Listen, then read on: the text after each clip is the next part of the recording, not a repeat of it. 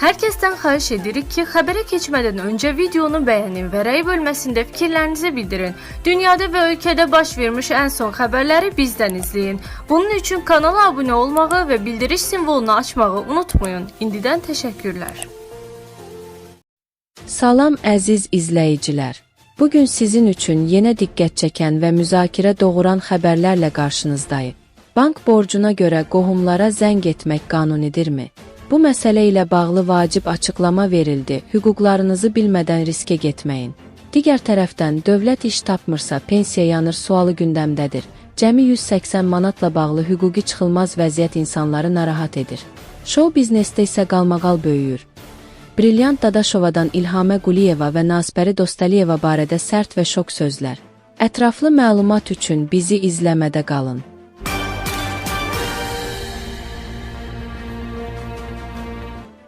Azərbaycanda bank və bank olmayan kredi təşkilatlarının borc gecikmələri zamanı müştərilərin yaxınlarına zəng etməsi və borc haqqında məlumatları üçüncü tərəfə ötürməsi son dövrlərin ən aktual hüquqi mübahisə mövzularından birinə çevrilib.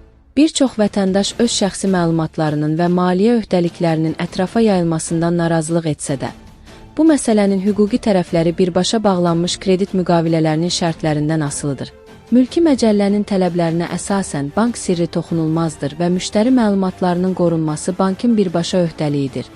Lakin təcrübədə qarşıya çıxan mənzərə fərqli ola bilər.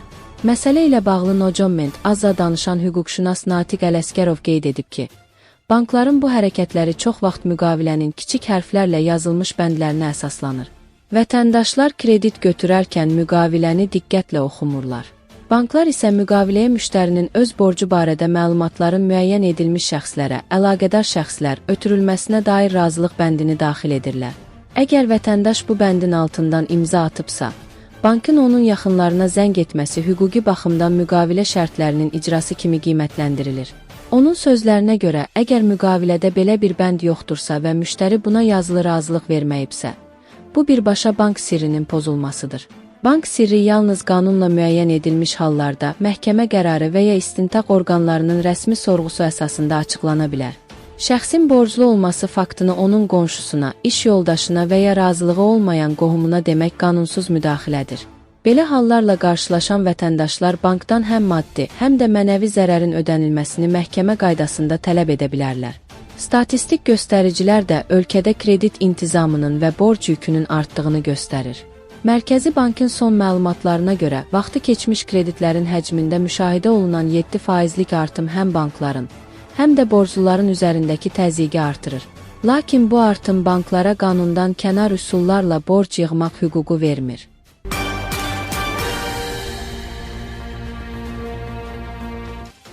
Azərbaycanda əlilliyi olan şəxslərin sosial müdafiəsi və onların məşğulluq məsələləri birbaşa qanunvericiliklə tənzimlənir.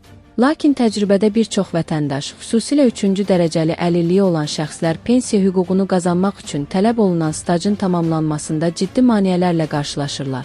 180 AZM məbləğində müavinət alan və ehtiyac meyarından aşağı gəlirlə yaşayan şəxsin dövlət tərəfindən 2 il ərzində işlə təmin edilməməsi, onun gələcək əmək pensiyası hüququnu birbaşa risk altına qoyur.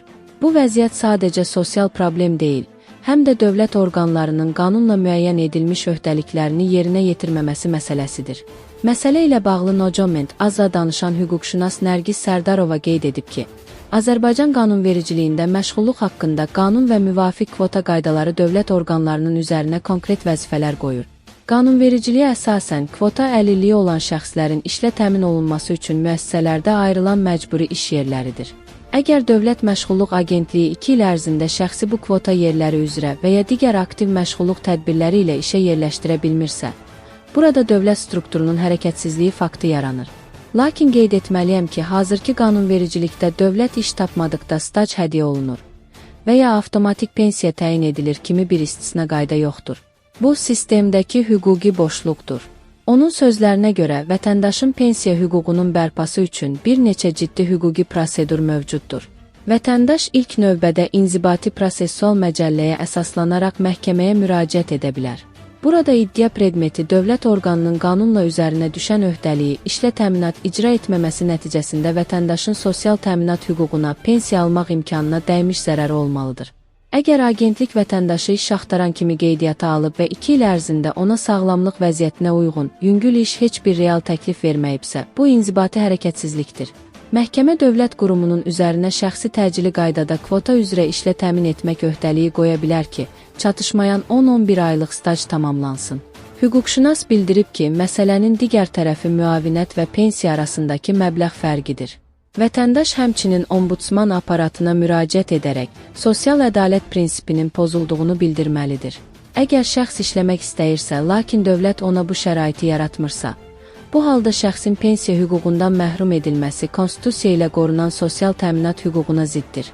Birgə maliyyələşmə proqramları və kvota mexanizminin işləməməsi vətəndaşın məsuliyyəti deyil.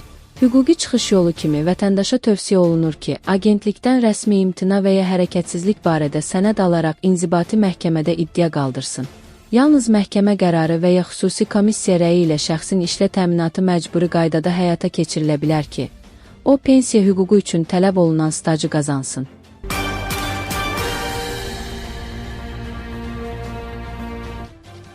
Xalq artisti Brilliant Dadaşova canlı yayımda müzakirədə mərhum sənətkar İlhamə Quliyeva və Nasbəri Dostəliyeva ilə bağlı illərdir gizli qalan məqamlara aydınlıq gətirib. Oxu24.com xəbər verir ki, sənətçi vaxtilə İlhamə Quliyevadan gələn gözlənilməz təklifdən və Nasbəri Dostəliyeva ilə olan münasibətlərindən danışıb.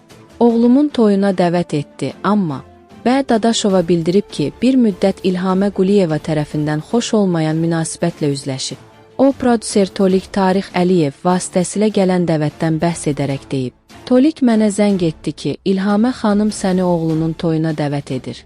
Mən də dedim ki, Tolik, axı mən onun oğlunun toyuna nə üçün getməliyəm? O, hər yerdə ağzına gələni danışır, mənə qarşı pisliklər edir. Halbuki mən həmişə onu verilişlərimdə tərifləmişəm, ona sevgimi göstərmişəm. Amma gördüm ki, bu insan hər zaman mənə pisliklə cavab verir. Nasbəri Dostəliyevanı cəzalandırmaq üçün məndən kömək istədi. Xalq artisti İlhamə Quliyevanın ona Nasbəri Dostəliyeva ilə bağlı etdiyi əlbir olmaq təklifini də açıqlayıb. Bir dəfə İlhamə mənə zəng etdi. O bilirdi ki, Nasbəri Dostəliyeva mənə qarşı xoş olmayan sözlər yazıb. İlhamə dedi ki, mən Nasbərini məhkəməyə vermişəm, istəyirəm sən də mənə qoşulasan, birləşib onu cəzalandıraq. Mən isə ona cavab verdim ki, mən heç vaxt kimisə cəzalandırmaq üçün başqası ilə birləşmərəm. Rusca ona dedim ki, eto podlost, bu alçaqlıqdır. Bu şərəfsizliyi mən heç vaxt etmərəm. Bundan sonra o məndən incidi. Anamın yoxluğu ilə məni vurmağa çalışdılar. Brilliant Dadaşova çıxışında Nasbəri Dostəliyevanın onun haqqında işlətdiyi xoşagəlməz ifadələrə də toxunub. O, xüsusilə valideyn mövzusunun onun üçün çox həssas olduğunu qeyd edib. Məni ən yaralı yerimdən, anamın yoxluğu ilə vurmağa çalışdılar. Kiçik yaşlarımdan anasız böyümüşəm. Bu mövzuya toxunulması mənə çox ağır gəldi. Haqqımda deyirdilər ki, güya kimlərsə mənə toylarda oxumağa icazə verir ya vermir.